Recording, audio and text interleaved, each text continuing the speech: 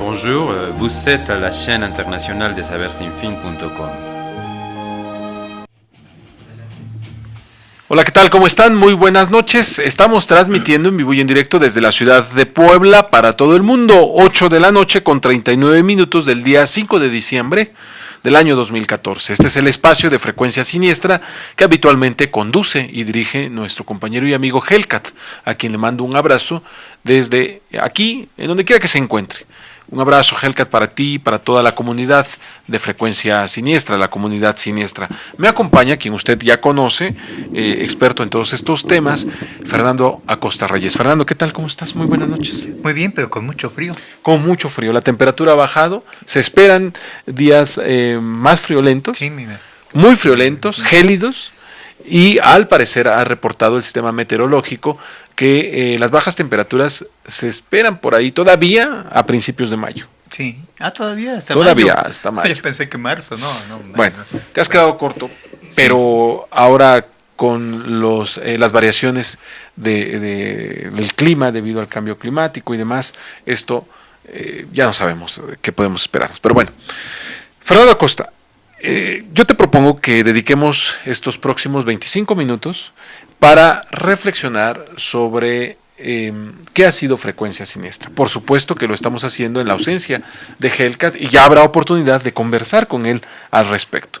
Entonces creo que tiene cierto mérito, cierto valor el que lo hagamos desde nuestra perspectiva, en el caso tuyo como participante, yo como parte del público, yo como oyente y por supuesto como parte de Saber Sin Fin, para tratar de analizar dónde y cómo podemos encuadrar Frecuencia Siniestra para tratar de ir sistematizando este pulpo de 1000 brazos que se llama sabersinfin.com. Vayamos por partes. Yo diría que desde que surgió la radio, tal vez no inmediatamente, tal vez unos años después, no tengo el dato exacto, pero a la par del surgimiento de la radio fue desarrollándose el género narrativo, la narración en sus distintos formatos, a veces en formato de radionovela, a veces en formato de testimoniales y demás. Dentro de todos estos distintos relatos, narraciones y demás, hay un género que ha ido tomando fuerza, que es el del terror, por así llamarlo. Sí. Los programas de lo parapsicológico. Y hay, creo yo, ejemplos muy significativos, muy importantes en la historia de la radio en México. Y fíjate, parece que estamos planteando una línea de investigación para los amigos que estudian comunicaciones. Claro. Valdría la pena hacer una tesis, una investigación sobre el género de terror en la radio mexicana. Platícanos para irnos contextualizando en este entorno, Fernando Acosta. Bueno, mira, en lo personal, porque así como introducción, ahora que das este contexto muy amplio, sí, fíjate que de niño yo me aficioné mucho a dos cosas, a la radio y a leer. Sí.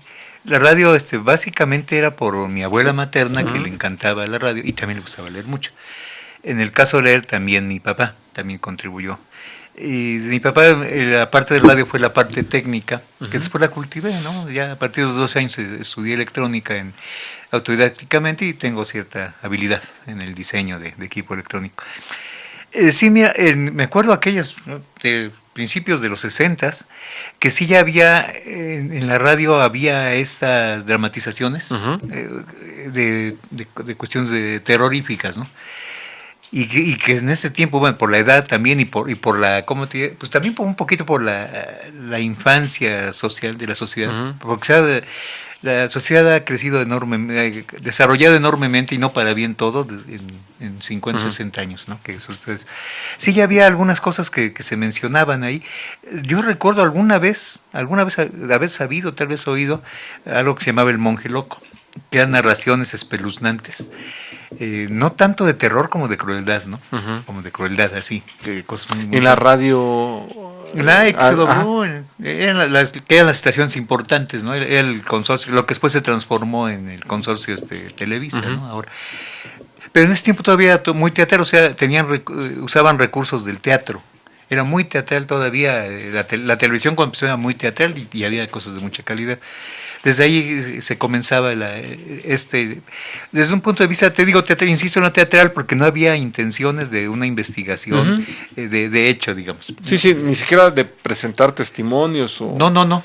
O grabaciones, ¿no? Como ahora se ha puesto de moda. Sí, no, era una cosa teatral, pero bueno, finalmente sí tuvo su gran mérito en este tiempo, sobre todo para demostrar de alguna manera que sí se podían tratar estos temas escabrosos, temas difíciles de tratar, que se podían tratar en un medio que todavía en ese tiempo era novedoso, ¿sí? No era tan antiguo la radio, al menos la radio amplia para todo el público, lo que en inglés llaman el broadcast, ¿no? O sea, que lo arroja para todos lados de una manera amplia.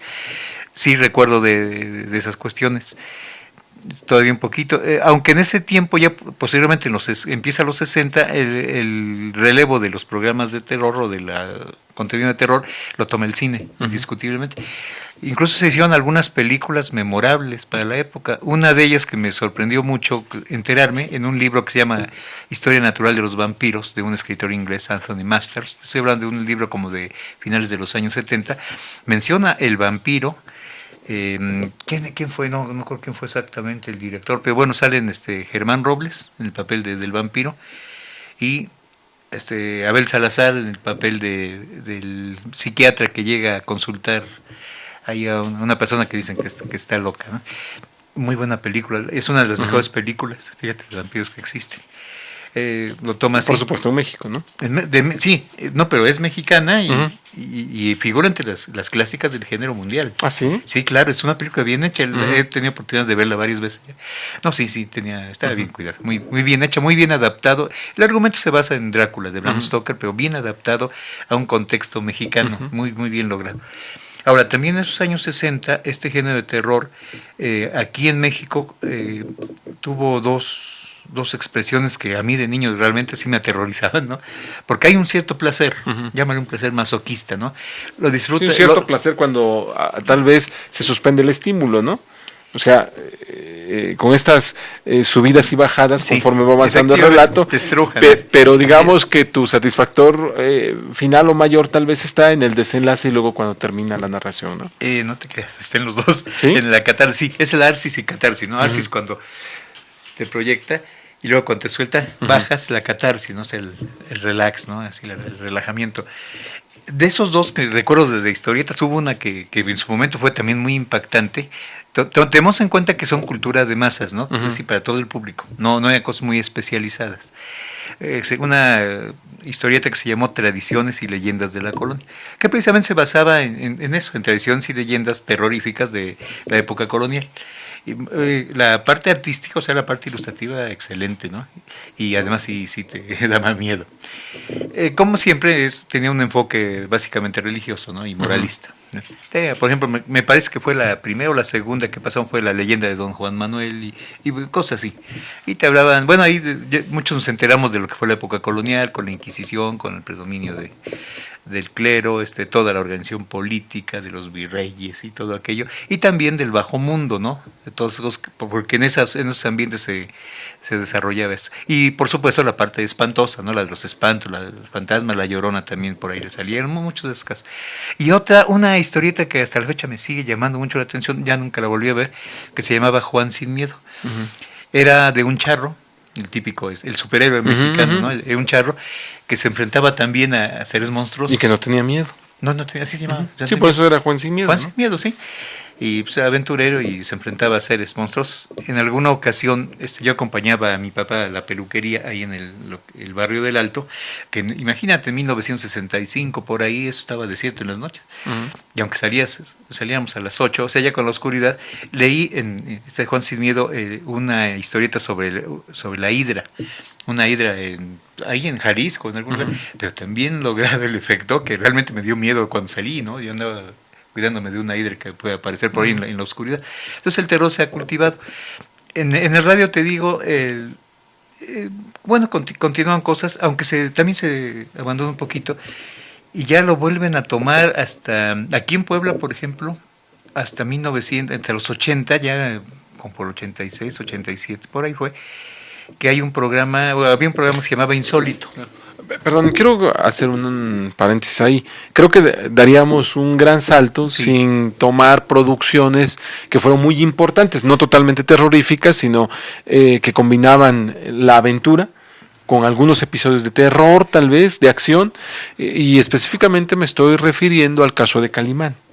O sea, Calimán creo que es un ícono muy importante en la radio nacional, y yo diría que no se ha valorado lo suficiente en la radio mundial, por lo siguiente, Fernando. ¿Qué estamos hablando? ¿De la década de los 70, finales de los 60, 70? No, Calimán estaba en 1965, la historieta que salió. ¿Y en la radio es en la década de los 70? ¿No? Sí, sí, un poco después. Ok, pero aquí estamos hablando, fíjate, de una historieta que en la radio nos trae pasajes, nos trae ciertas enseñanzas o costumbres del Medio Oriente, como la meditación, por ejemplo, la concentración vista a los ojos de la práctica tibetana,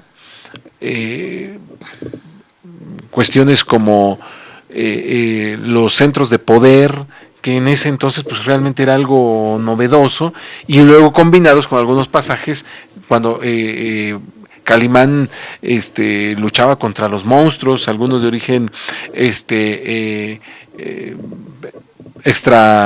extraordinario.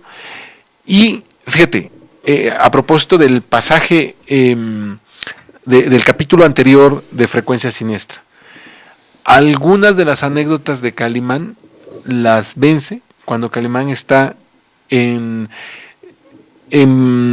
después de alguna agresión, pasando por una recuperación, y es intervenido y lucha con esos demonios en su gravedad para poder restablecerse. Entonces habla de seres infernales y habla de seres que en su propia lucha consigo mismo también surgen. Creo.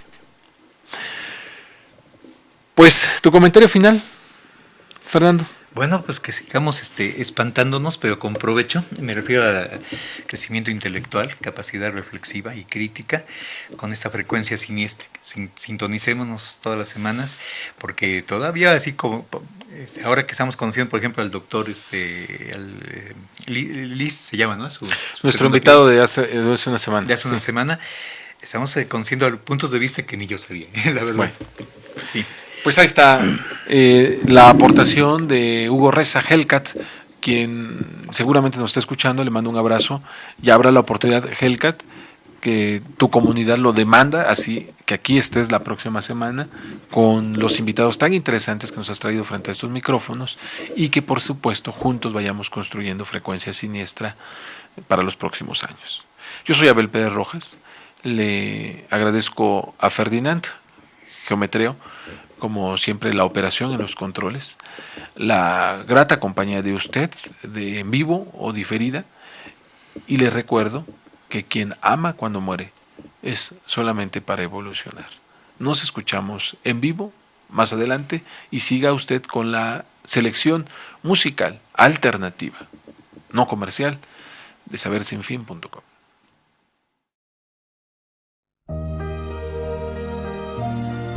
Bonjour, vous êtes à la chaîne internationale des saversinfin.com.